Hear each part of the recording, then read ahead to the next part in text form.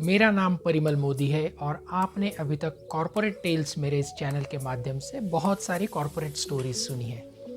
मैं उम्मीद करता हूँ कि यू लाइक्ड दी स्टोरीज, आपको पसंद आई होगी और ऐसी अच्छी स्टोरीज आप तक लाने की कोशिश मैं करता रहूँगा। उसके लिए मुझे बहुत सारे बुक्स रेफ़र करने पड़ते हैं, बहुत ज़्यादा एक्सटेंसिव रीडिंग करनी पड़ती है। आप थोड़ा पीछे देखेंगे तो you can see some of my collection out there. ऐसे बहुत सारे और भी कलेक्शन मेरे पास अवेलेबल है और उनको मुझे पढ़ना पड़ता है। तो आई एम श्योर आप मेरे इस एफ़र्ट को रिस्पेक्ट करेंगे और मेरे इस चैनल को सब्सक्राइब करेंगे, लाइक करेंगे, शेयर करेंगे। तो आज हम बात करने वाले हैं एक रिसर्च की जो कोल्ड वार के वक्त हुआ था between America and Soviet union. उस समय का सोवियत यूनियन, आज का रशिया। ये कोल्ड वार जो था, ये सेकेंड वर्ल्ड वॉर के बाद का वो समय है जब अमेरिका एंड सोवियत यूनियन के बीच में एक होड़ लगी थी, एक रेस लगी थी on various different scientific developments. उसी रेस का एक नतीजा ये था कि अपोलो मिशन हुआ जिसमें सो कॉल्ड मून लैंडिंग हुआ, जिसके ऊपर बहुत सारे डाउट्स भी कास्ट किए जाते हैं, बहुत सारी उसके ऊपर कहानियाँ अवेलेबल है। बट ड्यूरिंग दिस टाइम, ये 20 ईयर्स में दोनों कंट्रीज़ ने ढेर सारा रिसर्च किया जो आज ह्यूमन रेस के लिए वो रिसर्च काम आता है। उसी रिसर्च में से एक रिसर्च जो अमेरिका ने किया था, जो MIT यूनिवर्सिटी के माध्यम से किया था, जो आज कॉर्पोरेट टेल्स या स्टोरीज का हिस्सा है। तो क्या था ये रिसर्च? तो ये रिसर्च किया गया था एक थॉमस एलन नाम के MIT के प्रोफेसर द्वारा। थॉमस एलन कौन थे? ये एक नेवी के सील थे जो वॉर टाइम में नेवी में काम किया करते थे और रिटायरमेंट के बाद ही बिकेम अ प्रोफेसर। उनके बारे में कहा जाता है कि उनको तो ये भी नहीं पता था कि मैनेजमेंट के सेपरेट कॉलेजेस होते। By the time he came to MIT, उन्हें मालूम पड़ा कि मैनेजमेंट का एक सेपरेट स्टडीज़ होता है एंड कॉलेजेस होते हैं। Nevertheless, he was still very much interested in finding out why certain projects become very successful and why certain projects fail. तो ये कमीशन किया गया था, रिसर्च था अमेरिकन गवर्नमेंट द्वारा, जिसके लिए पे किया गया थॉमस एलन को। तो Thomas Allen worked in this period with hundreds of corporations and hundreds of intercommunicating projects. Intercommunicating projects वो थे कि different objectives के projects लेकिन working together.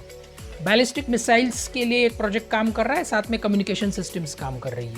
अब communication systems में इलेक्ट्रॉनिक कम्युनिकेशन सिस्टम अलग से काम कर रही है, बैलिस्टिक मिसाइल की टीम अलग से काम कर रही है, बट फिर भी दोनों के बीच में कुछ तो सिंक्रोनाइजेशन है and they were trying to achieve something. तो ऐसे बहुत सारे प्रोजेक्ट्स उस समय हुए थे and each project had different outcomes. उसमें से कुछ projects were highly successful and यही ढूंढना उनके लिए बहुत ज़रूरी था कि why this projects did wonderful job and how they could perform well. So he did lot of research, he measured lot of outcomes, statistical data लिया गया, it was put into different parameters, ये data को map किया गया on various charts, in charts को फिर से study किया गया, his team worked very hard and after all this research which went on for almost 2 years, he came to one very important conclusion। बहुत basic था, आप सुनेंगे तो आप हैरान रह जाएंगे कि ये कैसा आउटकम था और ये आउटकम इतना आसान था तो लोगों को मालूम क्यों नहीं पड़ा। तो जो टीम्स बहुत बेहतरीन परफॉर्म कर रही थी उनमें सभी टीम्स में एक ही चीज़ बहुत कॉमन थी। आई एम श्योर आप जानना चाहेंगे क्या थी वो। सब्सक्राइब कीजिएगा चैनल को। वो बहुत कॉमन थिंग जो सभी सक्सेसफुल टीम्स के बीच में थी, they were all sitting very close to each other in their work stations. Now you will be surprise कि ये कैसा आउटकम है। तो ये पाया गया कि जो प्रॉक्सिमिटीज थी of sitting close to each other, sitting very well connected to each other, having ability to see each other, was directly proportional to the performance of the teams. जो टीम्स एक साथ बैठती थी, एक साथ खाती थी, वो टीम्स बेटर परफॉर्म कर रही थी। इनफैक्ट अगर दो टीमों के बीच में एक फ्लोर का भी डिस्टेंस अगर है तो भी एक वर्टिकल वॉल तैयार हो रही थी बिटवीन टू टीम्स।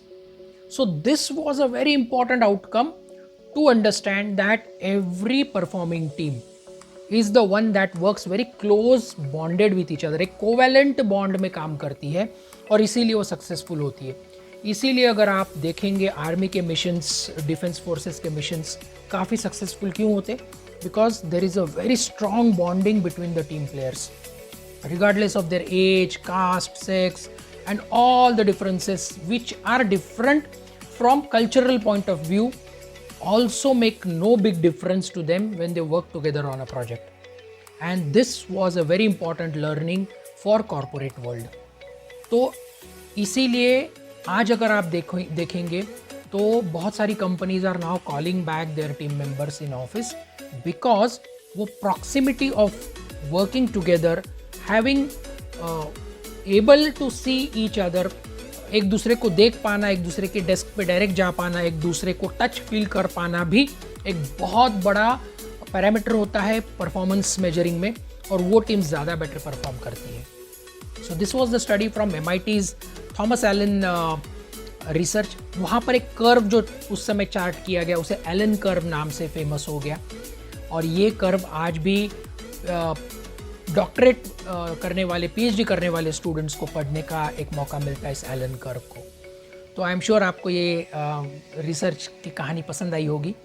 तो प्लीज़ लाइक कीजिए, शेयर कीजिए. ऐसी अच्छी कहानियाँ आप तक हम लेके आएंगे. Signing off, Parimal Modi, corporate tales.